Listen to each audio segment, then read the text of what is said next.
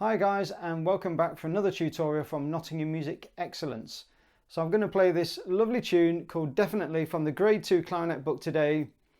I think this is most definitely going to be a big hit with a lot of pupils, as it's got this really cool kind of jazzy feel to it. So as per usual, I'm going to play the piece, I'm going to say a few words about the detail of the music, and then I'm going to give you an opportunity to play along with me at a slightly reduced tempo to make it slightly easier, and then you can have a go at that tempo with the piano part yourself. Here we go. Hope you enjoy the video.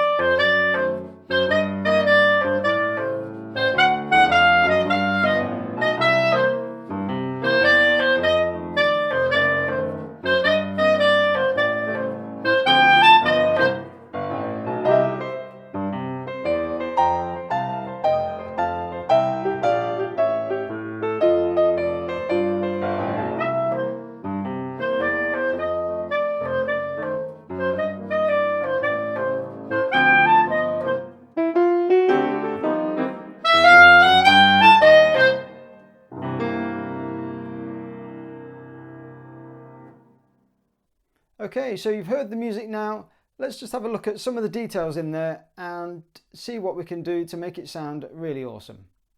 So I think first and foremost, try not to rush this piece in the early stages. Really play it at a steady tempo. And as I mentioned with other pieces, go for detail and the quality of the phrasing detail. Go for that first and don't sacrifice that just for a bit of extra speed.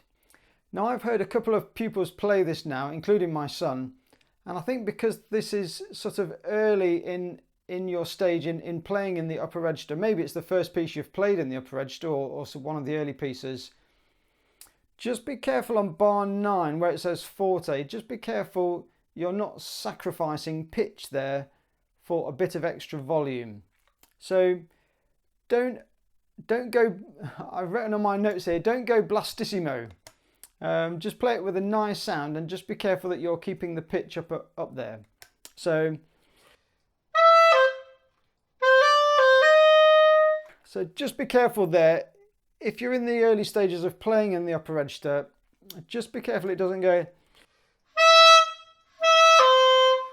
So be careful not to let that get flat.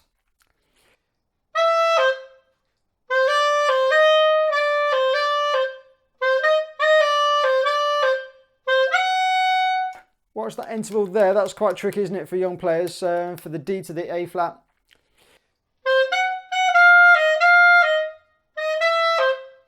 And then watch that swap from the F to the F sharp there. Now we'll just backtrack a little bit. Just at the end of the second line there, I think, well certainly for my son, I think this is the hardest bit. So if this is, again, one of your early pieces for crossing over that break part of the instrument, I think this is quite nasty for young players, because you've got so little time there to connect from the A to the B back to the F.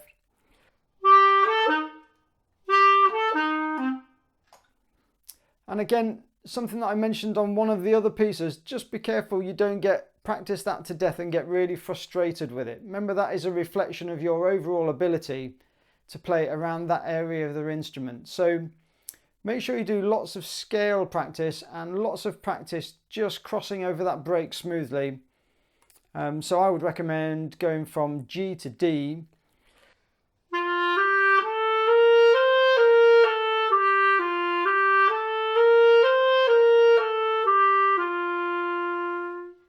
And avoid at all costs trying to snatch over the break. So don't try to snatch that B.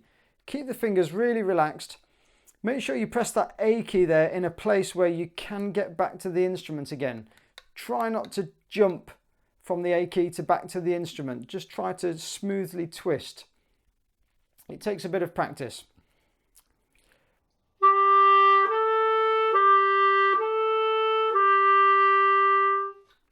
So keep all the fingers really relaxed, and remember that the actual amount of finger change that's needed to go from there to there, if you analyse it, it's very small actually. I think we as younger players we make it more difficult by trying to snatch those notes, and we think that those notes are, we think that that transition is hard before we've even played it. But if you analyse, if you get the finger movements down to its absolute minimum, it's not too bad.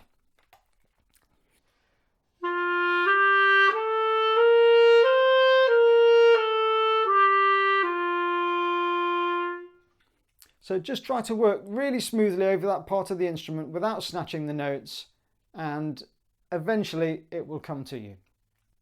Another little technique that I did with my son, which I thought was quite useful, is playing those notes on the second line without actually doing the swing rhythm, because the swing rhythm makes it a lot harder. So you could just go.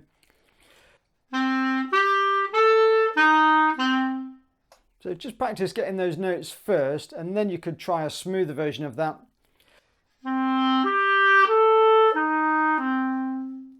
And just work up to that in different ways instead of trying to play that bar perfectly too soon. So just try different methods to work that into your overall technique.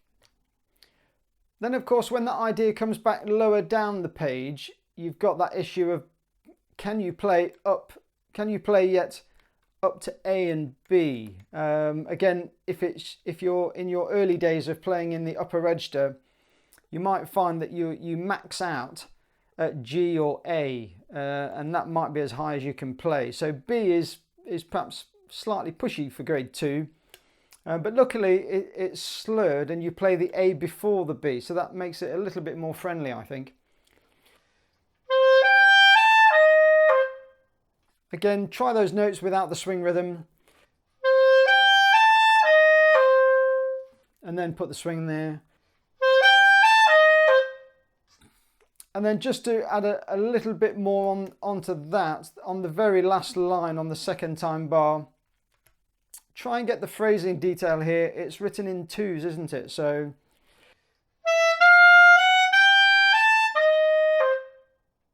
again, try that without the swing.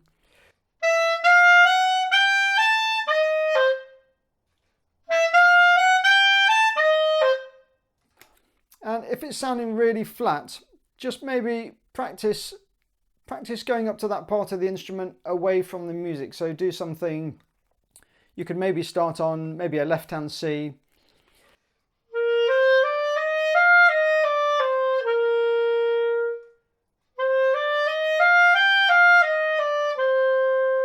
And just keep working up a note at a time, and then it could go to the E.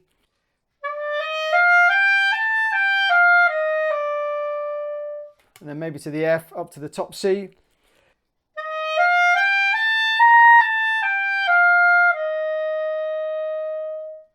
Okay, I think that's all I'm going to say on the detail of the music. Let's have a go at playing along with the video. Grab your clarinet and your Bluetooth speaker, something like that. I'm going to play it through again at a reduced tempo. Try and play along with me, and then you'll get a chance to play along with the piano part all by yourself at that reduced tempo as well. Best of luck. Here we go. 1, 2, 3, 4. 1, 2, 3.